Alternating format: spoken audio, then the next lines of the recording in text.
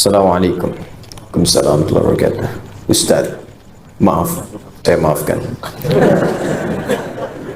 Saya dan istri ingin sekali pergi naik haji. Sama, kita semua ingin pergi naik haji. Insya Allah dimudahkan oleh Allah Subhanahu wa Ta'ala. Saya sudah mendaftar haji tahun 2012. Alhamdulillah tahun 2020 ini saya dan istri mendapat panggilan untuk keberangkatan.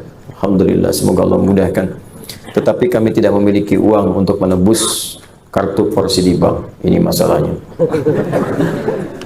Dana talangan sebesar 46 juta untuk kami berdua. Pertanyaannya, bolehkah atau halalkah bila kami meminta sumbangan ke sana kemari untuk membayar keberangkatan haji kami? Terima kasih atas penjelasannya. Quran surah ketiga Al-Imran ayat 96 sampai 97. Inna awwala baitin wudi'a lin-nasi alladhi bi Bakkah mubarakan wa hudan lil 'alamin fihi ayatun bayyinatun maqamu Ibrahim faman dakhalahu kana amina walillahi 'alan nasi hajjul baiti man istata'a ilaihi sabila.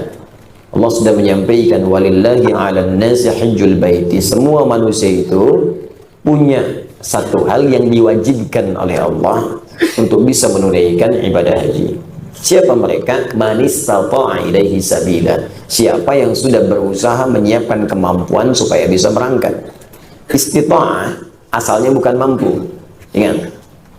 Mampu qadirun. Istita'ah dari kata ta'at asalnya. Ditambah ista di depannya. Di ta'at bagian kedekatan dengan Allah. Amal saleh. Istata'a berusaha untuk taat, asalnya begitu. Ada usaha. Jadi istita'ah itu usaha untuk mampu demi menaati Allah. Terjemahannya tepatnya begitu. Usaha untuk mampu demi menaati Allah. Jadi sebetulnya setiap kita itu diminta oleh Allah berusaha supaya mampu haji. Jangan mengukur saya nggak punya nih, saya nggak ada nih, bukan. Usaha sampai kita punya kemampuan berangkat. Itu maksudnya. Dan usaha itu, saya beri mukadimah dulu ya. Usaha itu ada dua. Saya ulang ya, usaha itu ada dua. Usaha dengan mengumpulkan harta. Saya sarankan sih kalau mau nabung pakai emas. Itu lebih mudah. Ini saya sarankan. Karena ayat-ayat di Quran ketika bicara harta itu kebanyakan bicara tentang emas dan perak.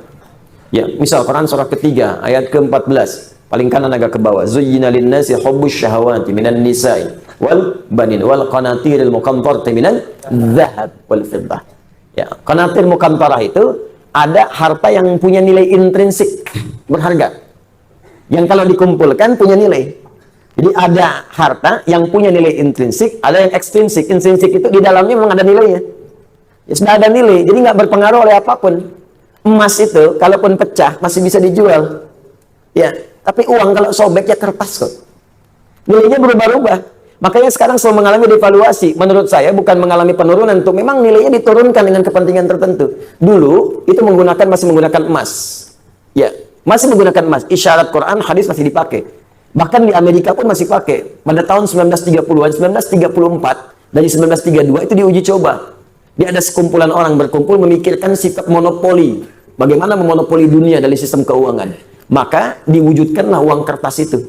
Diuji coba asalnya di negara barat sana. Lokal sifatnya. Lokal. Apa yang diuji coba? Ditarik emas-emas dari penduduk lokal, dibuatlah uang kertas. Yang tidak mematuhi diberikan hukuman. Maka dari situ diberikan uang kertas, tapi uang kertas itu masih punya nilai setara dengan emas. Diberikan per onsnya emas itu setara dengan $20 pada masa itu. Terus orang nukar tuh. Yang sadar bahwa kertas ini nggak punya nilai intrinsik, maka dia menyimpan kemudian emasnya di tempat lain supaya tidak kena hukuman.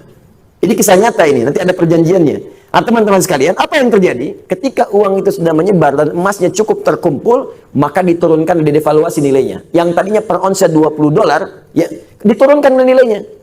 Seakan-akan harga emas itu jadi naik, padahal emas itu segitu-gitu aja. Ya, uangnya turun lagi. Jadi berapa? $35. Ya. Nilainya terus bertambah. Jadi seakan-akan jadi mahal gitu. Ya, padahal uangnya diturunkan. Nilai uangnya yang turun, bukan barang yang naik. Apa yang terjadi ketika mereka melihat kemudian jadi nilai itu berkurang, si emas itu kemudian punya nilai lagi, disetarakan lagi, akhirnya mereka borong lagi.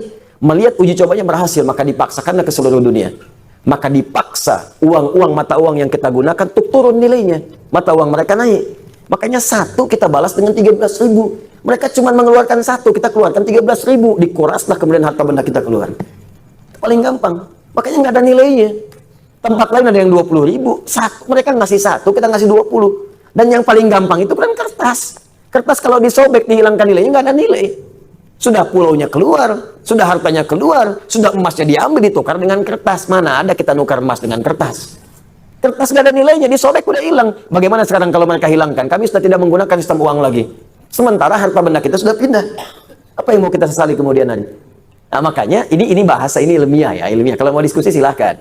Ini ilmiah. Jadi kita diskusi. Nah, makanya dulu Bung Karno ketika membuat uang itu konsultasi pada ulama. Dan ulama mengusulkan tetap berikan nilai intrinsik di uang kertas itu setara dengan emas sekian ons misalnya.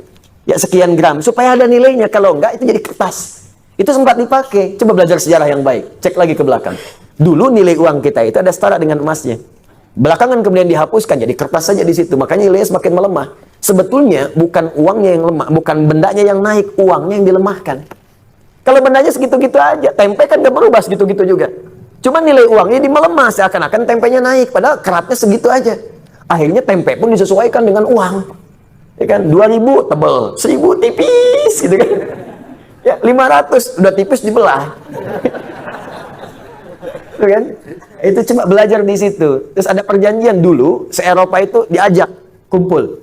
Makanya bikin dulu ada The Fed ya, masih sekarang sampai ada. Terus IMF dibuat pada saat itu untuk ngutang-ngutangi. Ya, itu ini pelajaran ya, mesti kita tahu gitu ya, konteks ini untuk belajar. Makanya ekonom kita itu selain pintar mesti soleh. Supaya dengan kesolehannya bisa memberikan manfaat untuk bangsa. Itu poinnya. Dan kita mesti belajar. Nah termasuk ini bisa dibawa bekal untuk haji. Kalau mau haji, mau umrah, nabung pakai emas. Nggak akan berubah. Nabung pakai emas. Silahkan ada logam mulia, ada dinar, kumpulkan. Demi Allah saya katakan ya, nilai itu, karena emas itu punya nilai intrinsik, maka dia akan terus naik. Akan setara. Harga kambing di masa Nabi sampai sekarang pun sama nilainya segitu. Dia walaupun orang kelihatan naik sekian juta, dulu cuma 1, sekarang juta. Dinar cuma 1 dinar selesai. Dari dulu 1 dinar, sekarang 1 dinar. Ya. Dari dulu emasnya sekian, ya sekian. Anda kalau nabung pakai emas, mungkin nggak akan 20 tahun, 40 tahun. 10 tahun Anda pakai haji ONH plus tuh. Kenapa? Karena yang Anda kumpulkan tuh nilainya itu terus naik. Sementara kalau Anda nabung segitu-gitu juga, juta ya sejuta. 25 juta ya 25 juta. Cuman persoalannya ketika berangkat, didevaluasi nilainya seakan jadi mahal. Naik. Di kerja keras Anda itu terkumpulnya cuma segitu. Coba bayangkan kalau 10 tahun Anda dapat penghasilan, belikan emas. Mungkin akan turun jaraknya. Orang yang nabung 20 tahun nanti lama-lama, mungkin Anda cuma 10 tahun pakai ONH plus. Dapat Anda di situ. Kalau nggak percaya silakan coba buktikan pelan-pelan di situ. Dan tidak melanggar hukum. Karena uang transaksi yang kita gunakan tetap rupiah. Kita nabung pakai emas, jual pakai rupiah, setelah itu berangkat. Ya kan? Apa yang dilanggar? Nggak ada yang dilanggar. Dan kita memberikan pelajaran bahwa ada nilai di balik itu ketika mengikuti tuntunan-tuntunan Rasulullah SAW, menghidupkan nilai kebangsaan kita di situ. Jelas sampai sini? Baik, itu bagian pertama. Yang belum jelas adalah kembali ke sini tadi. Nah, sekarang bagaimana keadaannya? Yang kedua, ada kesalahan yang fatal juga yang kedua. Apa kesalahannya? Dana talangan. Jelas kok kaidah Qur'annya. Kalau mampu berangkat, belum mampu nunggu, nabung dulu. Gitu, ini ditalangin. Sehingga ketika ditalangin, terlihat semua mampu, padahal belum tentu ada kemampuan. Ketika ditalangi, antrian muncul, karena semua orang pengen daftar, karena merasa ditalangi. Akhirnya apa yang terjadi? Yang tadinya setahun, cuma 2 tahun, orang dulu cuma bulan-bulan, Pak, nunggu. Setahun nanti bilang, bahkan ada yang, insya Allah bulan depan haji, berangkat bulan depan. Sekarang nggak bisa 10 tahun lagi. Masya Allah. Ya, barengan sama cucu berangkat. Ada yang baru lahir, udah daftar haji. Baru lahir. Ada yang di kandungan dari daftarin haji. Kandungan. Anda bisa bayangkan. Kenapa? Karena tadi ditalangin. Saya sih sering menyarankan, dan para ulama-ulama lain juga mengatakan, berhenti dulu deh dana talangan itu. Berhenti dulu. Ya, supaya bisa menyelesaikan kuota yang sekarang dulu. Kalau itu diselesaikan, yang lain ngantrinya gampang, Pak. Ya, sambil antum nabung dari sekarang. Coba antum daftar sekarang. Belum dilunasin. Utang masih ada. Nah, statusnya kan utang tuh. Nyicil sampai 24 tahun. Antum kalau beli emas 24 tahun, 10 tahun berangkat tuh enak plus. Dapetin tadi. Nah, jadi ini persoalan yang harus diselesaikan. Pelan-pelan, dan itu jadi usulan. Boleh diusulkan nanti usulkan kepada Kemenak misalnya. Kemenak menyampaikan, dibahas di atas, jadi keputusan, jadi kebijakan. Boleh, kan kita bisa mengusulkan. Ya, yang tidak boleh itu ribut-ribut, yang tidak boleh makar, itu nggak boleh. Yang tidak boleh misalnya bertentangan itu nggak boleh. Yang kita usulkan boleh nggak usulan karena pertimbangan begini, itu sah hukumnya. Nah sekarang terjadi seperti ini, bagaimana caranya? Ya sudah ada keberangkatan di depan mata, apa yang ada. Sekarang lihat dulu apa yang paling halal Anda punya, yang Allah titipkan kepada Anda. Itu dulu manfaatkan. Manfaatkan itu dulu. Ya, lihat aspek kebutuhannya. Oh, Masya Allah, pakaiannya terlampau banyak. Terlampau banyak pakaian saya. Insya Allah, bismillah. Yang ini saya sedekahkan. Oh, ini bisa dijual untuk nutupin dulu. Ya, sebelum berhutang, sebelum minta sumbangan, lebih baik Anda meminta kepada Allah dibandingkan minta kepada manusia. Bagaimana cara minta kepada Allah? Gunakan amal saleh. Datang Anda, khidmat ke masjid, khidmat ke orang saleh, khidmat misalnya ke orang yang iri, tanya. Kalau antum rajin sekali, ya ini ikhtiar saya untuk bisa berhaji. Ikhtiar saya berhaji. Ini rumus ada di Quran surah kelima ayat 35. Paling kanan sebelah bawah. Ya ayyuhalladzina amanu taqullaha wabtaghu ilaihil wasilah. Hai orang-orang beriman, tingkatkan takwamu kepada Allah. Dengan takwa itu cari wasilah untuk mewujudkan harapan dan doa-doamu. Jadi Allah meminta tingkatkan lewat takwa. Meminta sumbangan tidak dilarang. Cuman itu barangkali kurang mendekati nilai takwa. Kalau bisa, berikhtiar dengan takwa. Bekerja dulu, khidmat ke masjid, datangi seperti yang tadi saya sampaikan.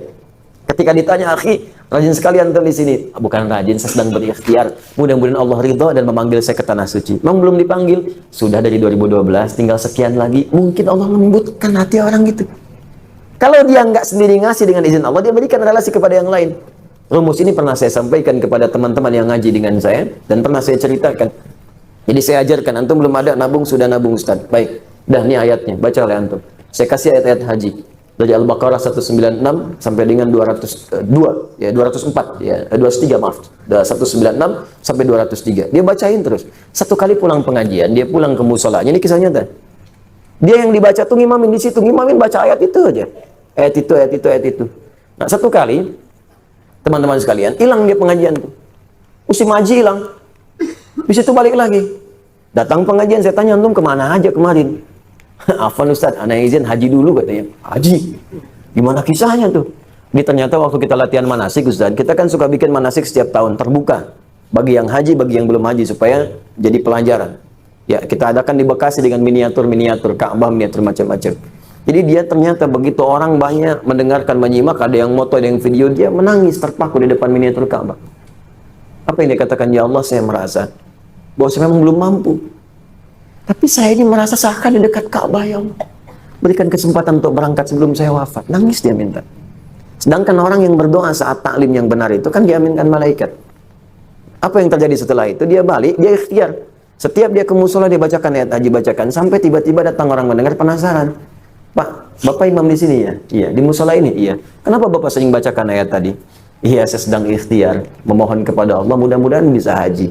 Bapak belum haji? Iya, ya sudah Pak, berangkat tahun ini ya, Oyanaplis. Ternyata dia juga seorang yang punya kewenangan untuk memberikan bantuan-bantuan ataupun kuota-kuota untuk itu, Oyanaplis. Ya, dikasih Oyanaplis berangkat ya. Masya Allah. Jadi Allah tuh mudah melembutkan hati orang-orang beriman untuk memberikan cara dari sisi yang tidak diduga. Jadi ini masih ada waktu ikhtiar dengan cara yang tadi. Kalau tidak memungkinkan Anda bisa meminjam misalnya lebih baik. Dengan punya kemampuan untuk bisa mengembalikan. Ya berusaha berikhtiar. Minta kepada kawan misalnya bantuan. Mungkin saya bisa cicil, mungkin demikian. Dengan sisa yang bisa Anda dapatkan. Kalau semua tidak mungkin dilakukan, boleh jadi Allah menyimpan hikmah di situ. Untuk hal yang lebih baik yang bisa Anda dapatkan di kemudian hari. Allah Ta'ala alam bisawab. Ingat, Anda cari haji buat apa? Mabrur kan? Mabrur kan? Jalan birrun itu banyak, termasuk berinfak pada yang paling dicintai. Itulah yang dimaksud Quran surah ketiga ayat 92. Lan tanalul birra hatta tunfiqu mimma tuhibbun. Ada orang yang sudah mau haji, punya berangkat, punya bekal yang siap, dia keluar dari rumah, tiba-tiba dia mendengar, maaf, berita tetangganya datang minta bantuan sakit, biayanya persis sama seperti yang dia butuhkan, persis sama seperti yang dia kumpulkan untuk haji itu. Tanpa basa-basi dia berikan semuanya, kembali ke rumah tanpa berucap sedikit pun kepada orang-orang di rumahnya tentang peristiwa itu. Dia nggak haji pada saat itu, dia infakkan pada sesuatu yang sangat orang lain butuhkan. Maka apa yang terjadi setelah itu? Turunlah riwayat mengatakan hajinya, perhatikan kalimatnya, dia mabrur. Dia mabrur walaupun belum berangkat untuk berhaji. Bahkan dari riwayat yang menyebutkan kalaulah bukan perilaku orang ini seperti itu dia berinfak, tentulah belum tentu diterima orang-orang yang haji yang sekarang bertawaf di, yang atau berwukuf di Makkah Al-Mukarramah. Ini ungkapan, namanya mubalaghah. Maksudnya belum tentu diterima, bukan gak diterima, bukan. Maksudnya saking tingginya amalan orang ini sampai belum berangkat pun dia sudah mendapatkan mabrur si Allah Subhanahu wa taala. Maka turunlah ayat tadi, lan tanalul birra hatta tunfiqu mimma tuhibbun. Jelas sampai sini? Allah taala dan bisawab. Ini terakhir ya. Assalamualaikum Ustaz. Waalaikumsalam. Semoga Allah muliakan Ustaz. Semoga Allah muliakan Anda lebih daripada Allah muliakan saya. Ustaz, pada tahun kemarin tanggal 10 Desember saya waktu itu ada acara seminar, tiba-tiba saya menemukan uang 250.000. Kata guru saya, karena saya bilang kepada guru saya ada uang hilang, dan guru saya Ustaz juga. Ya, guru itu Ustaz. Ustaz itu bahasa Indonesianya guru. Guru itu bahasa Arabnya Ustaz. Ya. Dan guru saya Ustaz juga. Ya, dia mengatakan udah uang itu jadi milik kamu. Ini dia. Karena saya tidak tahu ilmunya, saya pakailah uang itu. Ya. Sebagian disedekahkan. Iya, rumus. Sedekahnya kurang lebih berapa ini? 20.000, 70.000. Kelihatannya sih berapa ini Mas? 70.000. Nemu 250. Baik, sedekah 70. 180 pakai sendiri. Sisanya dipakai oleh saya. Bagaimana Ustaz hukumnya? Apakah saya berdosa? Baik. Salam kanggo Ustaz di Kemosong. Baik. Harta temuan itu kalaupun ingin diambil, sebelum diambil dipertimbangkan dulu resiko. Ada dua cara. Pertama, ditinggalkan, tetap di tempatnya. Kalau memang kita tak mampu mengembalikan pada pemiliknya. Karena hukum pertama barang temuan itu dikembalikan pada pemilik, bukan digunakan. Apapun itu, nemu tas, nemu dompet, ya, nemu uang, dan sejenisnya sekiranya berharga. Kalau kotoran nggak usah, gitu kan, yang sekiranya berharga. Ciliwung nemu sesuatu, ya udah biarin aja itu mah ya. Ini yang kiranya berharga.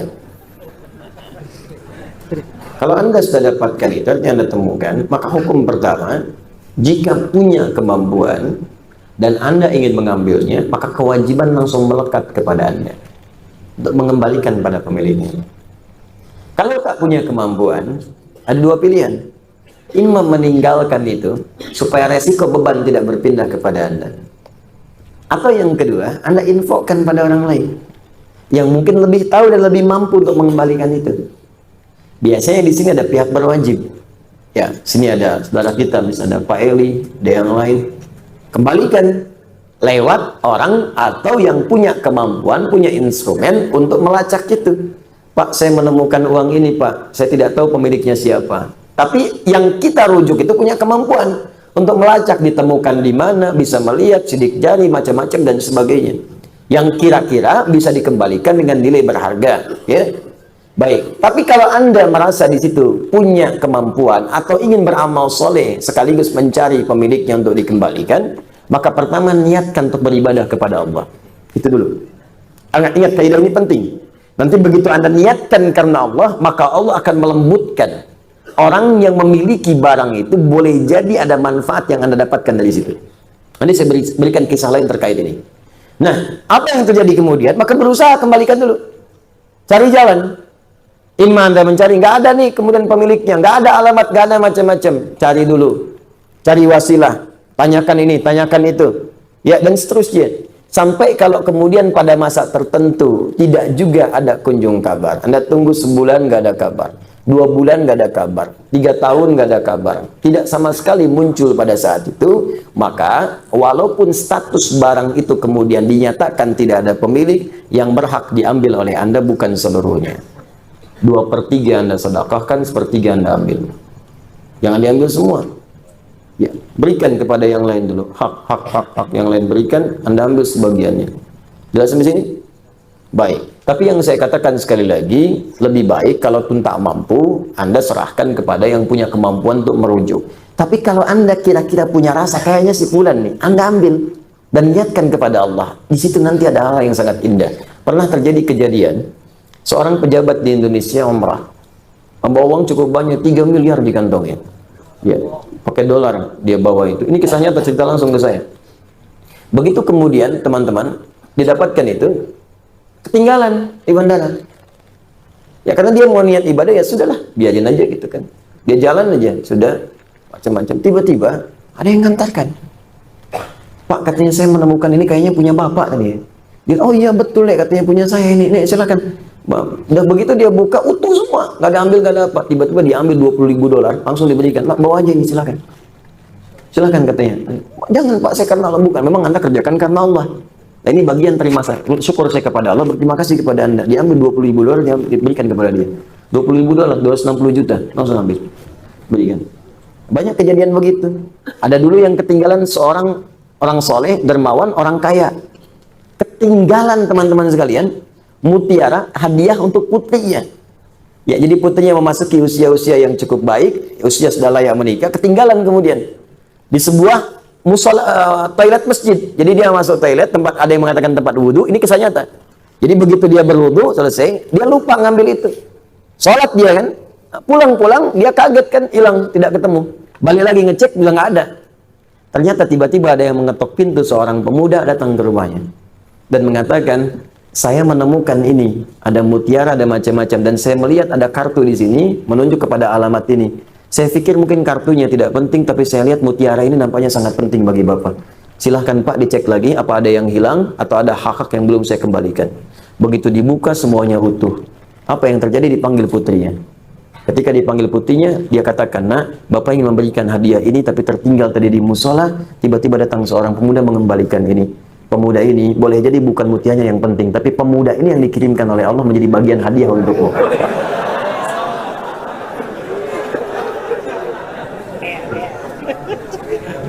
Makanya kalau nemu mutiara, jangan dijual ke pasar loak. Cari pemiliknya dulu, cari pemiliknya. Ya, dia siapa tahu dia masih punya cucu, masih SD. Karena untuk dia, mungkin jodohnya anak antum di kemudian hari. Bangun jadi kekerabatan, jadi teman kan? Mungkin pemilik perusahaan, mungkin macam-macam. Jadi bagian yang mungkin Allah datangkan rezeki di situ. Jelas ya? Atau kasus yang tadi bagaimana Ustaz? Anda ambil 70.000. Ya. Maaf, Anda berikan 70.000. Banyak kan Anda ngambilnya. Ya, 250.000. 50.000 bagi 3 berapa? Cepat. Cepat tuh Joni. Hah? Berapa? 80 sekian, 82, ya kan?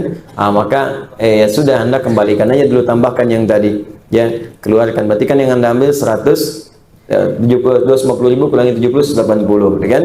Maka 100.000-nya keluarkanlah, ya, dikeluarkan kemana Ustaz? Sedekahkan kepada yang memerlukan, ya, berikan, dan semoga Allah ridha dengan apa yang telah Anda kerjakan, insyaallah. 3 menit lagi ya, kepanjangan nih ya, saya baca selesai, jawabnya bulan depan. Tahan ya. Jadi kalau mau nanya langsung ke intinya aja ya, atau nanti kertasnya kasih saya dulu sebelum ke sini supaya saya bisa baca, nanti kalau baca langsung disimpulkan. Afwan Ustaz. Waalaikumsalam warahmatullahi wabarakatuh. Mana urutan yang benar? Belajar irama langgam dulu dalam membaca Al-Quran atau belajar makhraj dulu? Belajar tajwid dulu. Tajwid, ya kan? Tajwid itu adalah membaca dengan baik dan benar. At-tajwidu lughatan al-ityanu bil jayyidi wa istilahan ilmun yurafu bihi haqqu mustaqam as-sifati wal muludi wa ghairi dhalika kat tarqiqi wa tafkhim wa nahwihima. Ma ghayatu ilmi at-tajwid wa ghayatu bulugh nihayati fi al qur'ani alamat luqiyan min al-hadith nabawiyyah as-sahiyyah wa qila ghayatu sawnul lisani lil khata'i fi kitabillah ta'ala. Paham? Tidak. Tajwid artinya mendatangkan sesuatu dengan baik dan benar. Secara istilah dalam ilmu syariat adalah satu ilmu yang diketahui dengan ilmu itu cara membaca Quran dengan benar. makhrajnya, sifatnya, panjangnya, pendeknya, tebalnya, tipisnya, seperti diajarkan oleh Rasulullah SAW. Makanya kalau orang belajar tajwid, bacaannya baik dan benar. Kalau sudah baik dan benar, maka tidak ada yang diperbaiki. Nah, ini ada orang belajar tajwid dengan cara yang tidak baik dan tidak benar, makanya muncul kemudian ilmu tahsin, ilmu untuk memperbaiki. Apalagi yang nggak belajar. Anda bagaimana bisa belajar irama kalau nggak tahu cara bacanya? Itu yang tidak tepat. Nah, sekarang kebanyakan, bukan kebanyakan lah, beberapa ada yang mengikutkan tajwid kepada irama, itu kebalik. Orang kalau udah belajar tajwid akan muncul irama sendiri. Karena Quran itu istimewa. Silahkan cek, masing-masing akan muncul. Anda kan bisa bedakan irama lengkapnya Syekh Sudais dengan Syekh Surem. Ya, walaupun yang satu tinggi, satu rendah, mirip-mirip, Anda bisa tahu, oh, ini Syekh Sudais, ini Syekh Surem, ini Syekh Mishail Rasid. Ya, ini Al-Affasi, Syekh Mishail Al-Affasi. Nah, ini si fulan, ini si fulan. Ya, ini Matrud, ini Al-Ghamdi. Dari mana tahunya? Muncul sendiri. Jadi ketika tajwid itu benar, kemudian dipelajari, makhrajnya, sifatnya. Makhraj tempat keluarnya huruf, sifatnya itu karakteristik huruf. Kadang-kadang keluar di tempat yang sama, cuman sifatnya beda. Ini makhraj nih, tempat keluar masjid. Cuman kan keluarnya beda-beda. Ada yang tangannya begini, ada yang tangannya begini, ada yang tangannya begini, ada yang begini. Tempat keluarnya sama, cuman gayanya beda. Ya, ada yang keluarnya di bibir misalnya mim waw, mim waw, mim waw, mim waw. Bah. Ya kan? Tempatnya sama, mim waw, mim waw, mim waw. Cuman sifatnya beda. Mim waw, mim waw. Ya. Dah dengan ta, tempatnya sama. Da da da da da da. Ta. Makanya bunyinya beda. Da ta. Da da da da ta. Hamzah dengan ha, tempatnya sama makhrajnya, harful hawa. Cuman sifatnya beda, makanya ketika keluar bunyinya beda. Ha, nggak terhambat. Ya, ditahan di sini. Ha, ditahan di sini.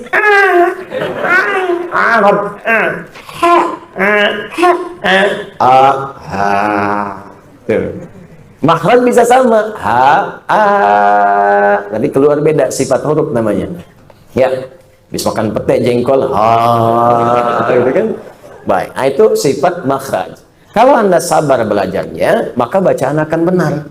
Makanya kalau ketemu guru-guru yang mengajarkan makhraj, sifat, ibtida, waqaf, dan seterusnya, nah itu kalau bertemu guru yang ketat, berbahagialah. Itu artinya Allah sayang dengan kita. Karena diajarkan benar, sabar aja.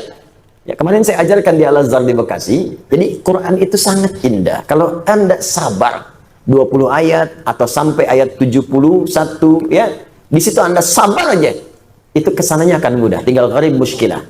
Ya, tinggal yang nggak biasa dibaca. Karena gini, 29 huruf hijaiyah kurang lebih, ketika keluar di makhraj itu dibagi 3 bagian. Ada yang sulit, bok, bok, bok. Ada yang gampang, ada yang tengah-tengah, di. Ketika Anda baca Quran, maka Allah memberikan gambaran seluruh makhraj itu secara umum. Dari hawa ke lisan ke bibir. Alif, lam, mim. Setelah Al-Fatihah. Alif harful hawa, lam ke lisan, mim di bibir. Alif, lam, mim. Kan? Setelah itu muncul yang pertengahan. Da. Dzalikal kitabu la raiba fihi. Hudal lil muttaqin. Dilatih dan sampai lancar. Dadi. Kadang za tertukar dengan za. Ingat, za. Za di sini, lidahnya di ujung di sini, tapi masih ada udara keluar. Untuk melatihnya, keluarkan sedikit dulu. Da. Setelah bagus, tutup giginya. Ya, za. Ya, kadang sering ketukar. Ada za, ada za, ada ja, beda. Ya, iza, tuh, za, salah, iza zulzilatil ardu zilzalaha. Ada yang ijajul jilatil ardu jilat tuh. Ya, za. Nah, supaya kita mudah, oleh Allah diajarkan begitu lancar jadi di. Makanya ayat kedua ketika dzalikal kitabul la raiba fihi hudal lil muttaqin, munculkan di ayat ketiganya, alladzina lancar ditemukan dengan zai ayat 3, alladzina yu'minuna bil ghaibi wa yuqimunas salata wa mimma za lancar dadi zazi zadadazi dadi zazadi dadadi za maka dimunculkan zi dipertemukan dengan zi ayat 4-nya, walladzina yu'minuna bima unzi bertemu dengan zi. Tuh. Di situ dilatih lidah kita supaya terbiasa.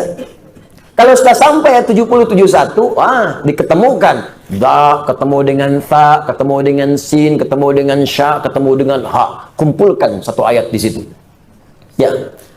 Qala innahu yaqulu innaha baqaratul la dhalulun tuthirul arda wa la tasqil hawta musallamatul la syiyata fiha. Ketemu ada sa, ada za, ada sa, ada sya, ada ha.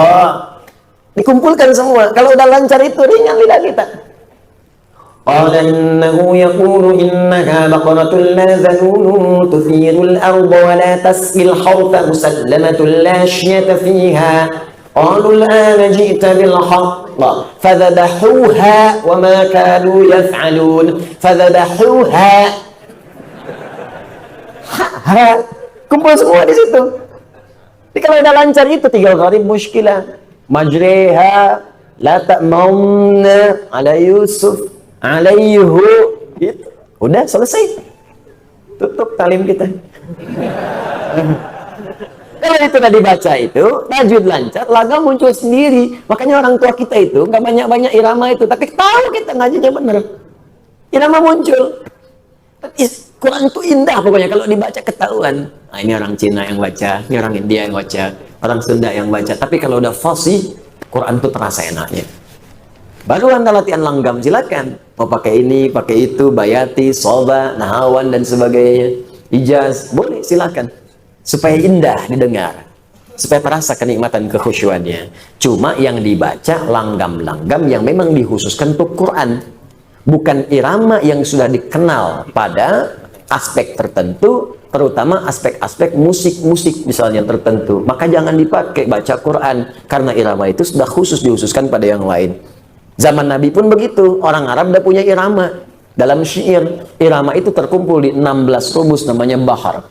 Ada tawil, ada rojas, ada madid, dan lain sebagainya. Tawilun lahu dunal buhuri fadailu fa'ulun mafa'ilun fa'ulun mafa'ilu kifa nabki min dhikra habibin wa manzili bisaqtin liwa bainad dakhuli fahawmali mustaf'ilun mustaf'ilun mustaf'ilun mustaf'ilun mustaf'ilun mustaf'ilun rajas sautus safiril bulbuli hayyaja qalbi thamili al-ma'u wa zahru ma'a ma zahri lafzul muqali فأنت يا السيد لي والسيد ومولى لي فكم تيموني غزيل أقيقلي قطفته من وجدة من فعل هذا الرجل فقال لا لا لا لا فقد غدا مهرولي والولد ولي ويل لي فقلت ولد والولي فبين اللؤلؤ لي قالت لو هنا كذا إن الرذل المقالي كاتن ككيل لي طبطبي طبطبي طبطبي طبطبي لي. Ulangi. Mufa'alatun fa'ilatun tala'al badru alaina min thaniyatil wada'i wajaba syukru alaina madalillahi da'i. Jadi banyak. Mustafa Atib itu sering ngutip-ngutip syairnya Hasan bin Sabit yang jadi Qomarun itu, yang dikutip oleh orang-orang sekarang. Ya, itu asalnya dari syair-syair. Nah, cuma irama itu nggak pernah dipakai baca Quran karena khusus untuk syair. Makanya nggak pernah orang baca Quran pakai rumus madid tala'al badru. Ya. Pernah nggak dengar misalnya di masa Nabi sampai sekarang orang baca wadduha pakai irama madid. Wadduha walaili idza saja. Dibaca Masjidil Haram, wah muntah semuka bumi. Makanya nggak usah aneh-aneh kalau ini memang irama musik yang khusus jangan dipakai baca Quran. bisa gempar nantinya karena memang nggak benar. Ya iya karena budu wa iya karena nasta'in. Siap nih keluar.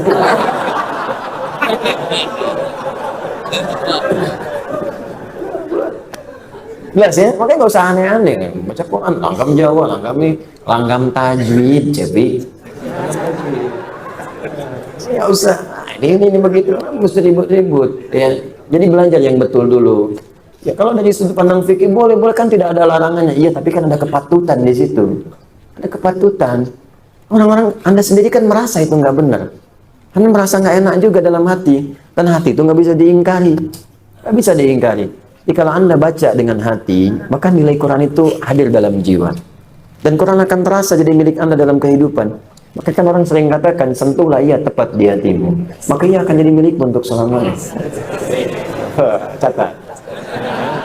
Jelas ya? Nah, jadi sudah ya. Jadi ini urutannya tajwid dulu, baru akan muncul langgam, baru belajar. Ya. Nurun Nabi, ada bayati, ada apa lagi? Sobang, ya.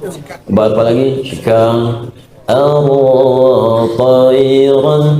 ala al-ghusni yunadi. Terus terapkan ke Ar-Rahman, atat busyara. Misalnya, ya begitulah ya kurang lebih. Saya nggak pandai begitu ya. Tapi setidaknya belajar sedikit-sedikit supaya tahu gitu, tahu. Itu dipakai, biasanya dipakai di Ar-Rahman. Ya, kalau di Qul Huwallah nggak bisa, ya, terlalu pendek. Jelas ya? Saya kira itu